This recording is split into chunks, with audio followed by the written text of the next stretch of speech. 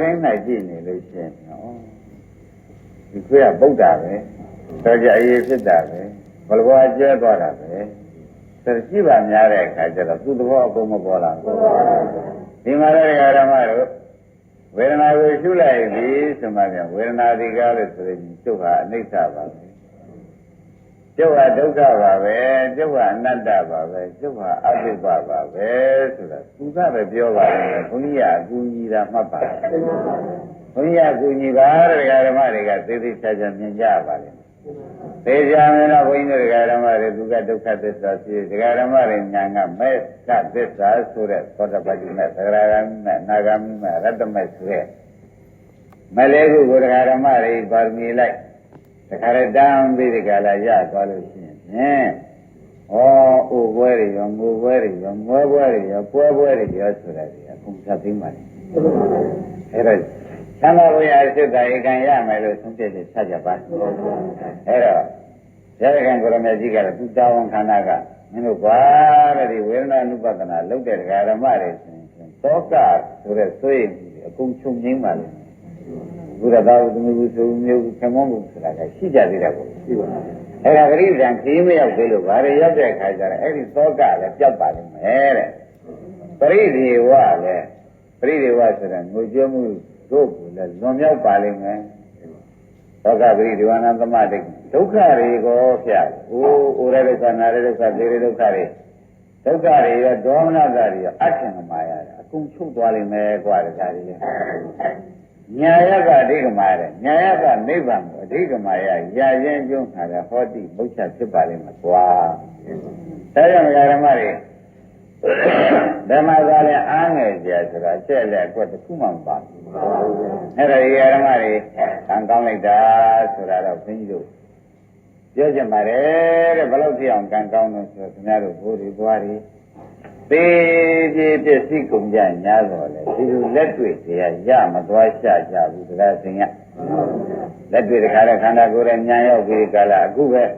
ဘောနဲ့မှာတခါတည်းငြိမ့်အေးပြီးကြလားနိရောဓမျက်မှောက်ပြုတာတွေဆိုတာဟောလည်းမဟောကြတော့အားလည်းမထုတ်ကြတော့ခံရ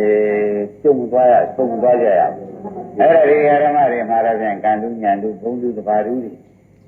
ကံတုညာတုဘုံတုတဘာတုတွေဘုန်းကြီးကဒီဓမ္မတွေဘာဖြစ်လို့ပြောရလဲဟိုစစ်ဘေးကြီးပြောလာတာကြီးဘုံမျိုးမျိုးချတဲ့ခင်ဗျားတို့လွတ်လာတယ်ဟုတ်ကလား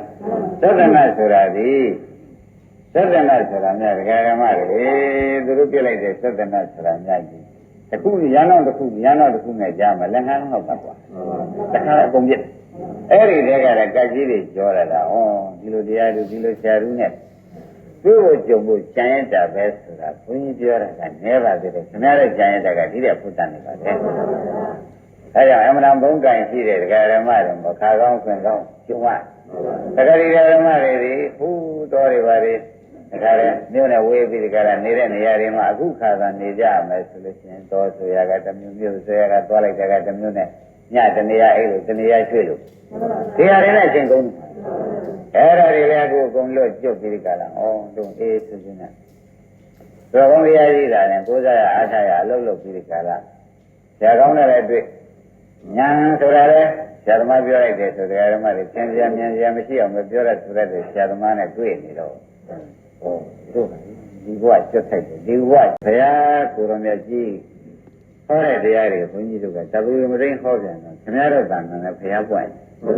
အဲ့ဒါဝေဒနာယံခတ်တဲ့တွေလဲ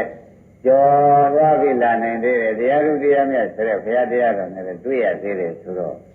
လက်မလွတ်လိုက်ကြပါနဲ့ဒါလေးလက်လွတ်လိုက်ရင်အမှန်နဲ့နာတော့မှသို့အမှန်နဲ့နာတော့မှသို့ပါလေကျိုးစားငါချုံလို့ကျိုးစားနော်အဲဒီတို့ကျိုးစားချက်စမ်းပါမလျှော့နဲ့ရှင်းတယ်မမျိုးမလို့နဲ့ရှင်းတယ်မရတော့ပြောလိုက်တယ်ဆိုဟုတ်ပါဖြယုံမဖြအဲ့ဒီဒီမမျိုးမတက်ဘူးတကယ်လို့မှဘုန်းကြီးတွေကဓမ္မတွေအရင်ကပြီးပြောနေတာအာရုပ်ထားတာလည်းအရင်မသုံးနဲ့ဦးအရင်မသုံးနဲ့ကိုယ်တိုင်းကိုတကယ်လို့ပြီးတကယ်ကျိုးဆက်ချက်စမ်းပါအဲ့တော့ကိုချမ်းသာကိုရှာတာများအားပြောခါးနှံ့နေရှာလို့တော့မရဘူးကိုချမ်းသာကိုရှာတာအထုမှလည်းရှာပလိုက်အပေစိတ်ချရပါလားစိတ်ချရတော့ဒကာဓမ္မတွေနေခြင်းလို့နေလိုက်အခုတော့ ငရဲတွေကကိုယ်ကောင်းဘောကမဆင်းသေးကိုယ်ဝန်းတွေကနေပြီးငရဲမျိုးစေ့တွေကငရဲမျိုးစေ့တွေကမလျှောက်ခန်းသေးဆိုတော့မဉ္ဇဏ်လေးလာမှငရဲမျိုးစေ့ဆိုတော့လောဘဒေါသမောဟကလျှောက်ခန်းတော့အဲ့ဒီအချိန်ကျတော့ဘုန်းကြီးတို့တွေကနေသမ်းပါဗျာသပ်ပြုတ်ပြုတ်ပဲဘုန်းကြီးတို့ကလည်းမတားတော့ပါဘူးအခုတော့အနာမစိတ်ကြိုက်ရင်ကဒကာဓမ္မတွေကပြောမမြူးမယ်ကြွမယ်ဆိုလို့ရှိရင်ဖြင့်အနာကြီးကြွလို့ဒီနာနဲ့သူသိချင်းသိသိကြီးရဲ့ဆိုတော့စိုးရိမ်လို့အနာပြောက်မှပဲသင်တယ်လို့နေကြပါလို့မတ်သူပြောတယ်သိမကြဘူးအနာမပြောက်သေးခင်တော့ဆရာသမားကပြောတာကိုပဲနတ်ဆောင်ကြပါဦးနာတော့သွားခြင်းနဲ့လမ်းပေါ်ပါသွားခြင်းနဲ့ဝိသပါမတ်သူကိစ္စမရှိဘူးလို့ဗျာမကြီးကိစ္စမရှိဘူးပေါ့သိမကြဘူးကဲရတဲ့ဓမ္မတွေအနာပြောက်သေးကိုပဲပေးပါတယ်တဲ့အဲ့ဒါနာပြောသေးပေးပါတော့မယ်လို့ဆိုတော့ဓမ္မတွေစဉ်းစားပါတဲ့ဒီဝေဒနာမှတပါးလည်းမပြောင်းကြနဲ့။ဘာကြောင့်ဝေဒနာမှတပါးမပြောင်းလဲလို့ဆရာဘုန်းကြီးကသတိပေးရတယ်လို့မေးလို့ရှိရင်ဝေဒနာတွေတရားဓမ္မတွေအခုနေရတာလဲနေကောင်းတယ်ဆိုတာလဲဝေဒနာဒုက္ခဝေဒနာနဲ့နေရတာ